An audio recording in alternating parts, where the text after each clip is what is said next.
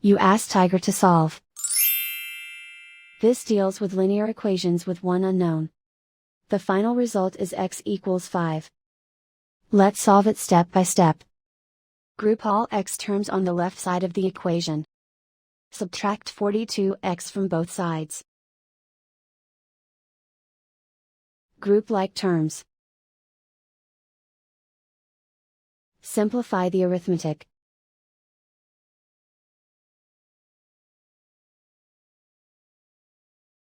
Group all constants on the right side of the equation. Add 55 to both sides. Simplify the arithmetic.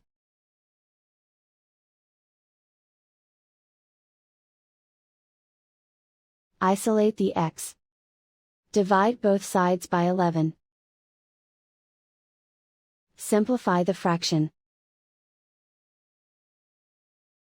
Find the greatest common factor of the numerator and denominator.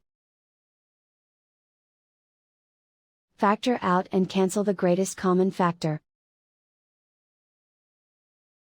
And so the final result is x equals 5.